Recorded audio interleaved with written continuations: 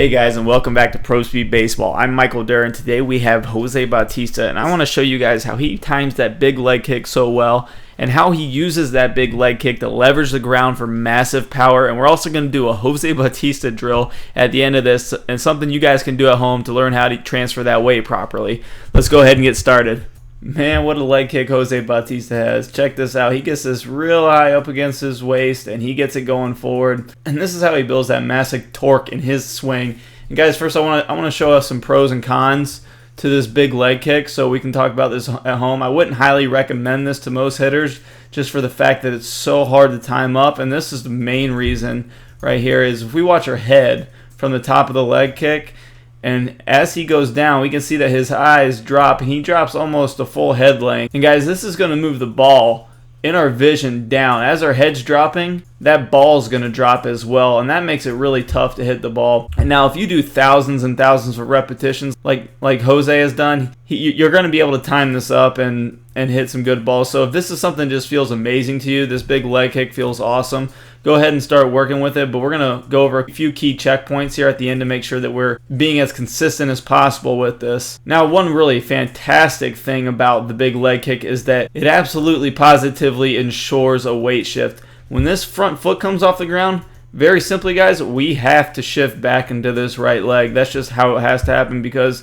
there's nothing to stand on the left side. And what this does is when you stride forward, as soon as this leg hits, we have a weight transfer, a solid weight transfer. So that's probably the biggest pro to having this big leg kick is that you absolutely ensure a good weight transfer. And from there, it's all about timing, and that's going to be the big issue is timing that up. Now we have to ask ourselves, how exactly do we time this up? And the very simplest answer to that, guys, is we have to do the same thing every time. And we're going to go through a couple of at-bats with Jose real quick here, and we're going to show that his foot lifts up as the pitcher separates the ball from the glove, and he very slowly picks his front foot up as the pitcher's arm is going back, and almost like the baseball and his front foot are on a rubber band. And as soon as the pitcher's arm starts making its forward motion towards the plate, Jose's foot starts coming out at the same time. So ball goes forward and the stride starts coming forward. And this is how he times this up so well, as he does this every single time. Now we go to a different at bat, and we're going to see the pitcher's hand is right here. We're going to watch Jose's foot, and we're going to see how it looks like they're almost connected. As the pitcher's arm is going back, Jose's foot is going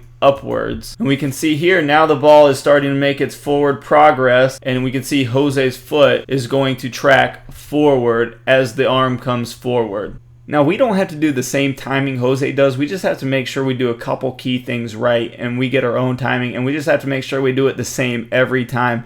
The first key is that we get this foot down before our hands start going forward. That's going to be the biggest thing in our swing. We can see Jose's foot is already down, and he's now leveraging the ground for power, and his hands have not begun to make their forward movement yet. And guys, if we get these hands moving forward before this heel gets down, we're actually going to start either spinning this foot out too early, and we're going to lose our hips.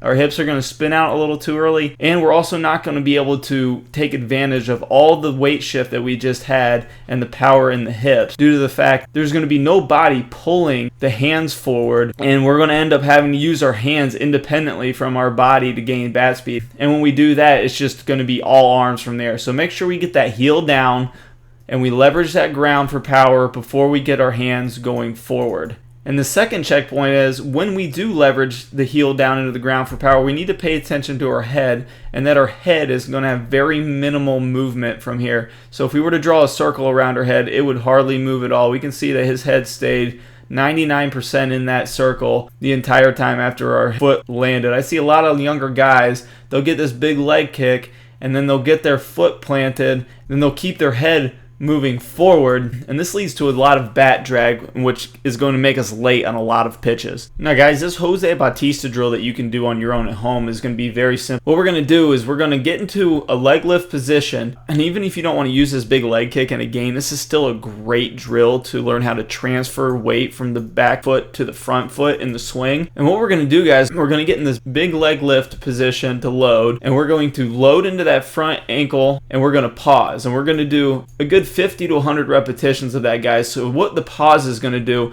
it's going to leave our hands loaded up and ready to go. And we're going to get very used to landing without letting our hands go too early. So let's get in that leg kick and stride into that lead ankle and leverage that ground for power. Feel the glutes engage. And the next drill, we're going to do the same thing, and we're going to load into that front heel, and we're going to pause just for a split second and then fire through and make some swings, and then we're going to work all the way progressively on a tee up to a full swing where we make sure we're getting that heel down, keeping that head still, and firing through. And you guys, if you do this drill, you're going to notice some big bat speed improvements. Don't let the huge leg kick fool you guys. It is great for power, but all you're doing by doing this leg kick is efficiently transferring that weight. This can still be done with a small stride or a smaller leg kick. So experiment with it, guys. Have some fun with it. This is a great drill. I would recommend just keeping it onto the tee unless you're going to use that big leg kick in the games. Just get a great feeling for that nice weight transfer and enjoy the bat speed.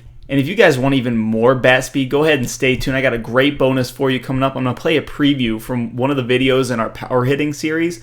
And you can click on the link in that video, and it's going to take you to a page where you can see the entire power hitting series free of charge. Guys, check that out. It's got a lot of great drills in there to pick up the bat speed. Let me know what you think, and I'll see you guys soon. Hey guys, I'm Michael Derr with Pro Speed Baseball, and I'm going to show you how to get home run power with proper separation.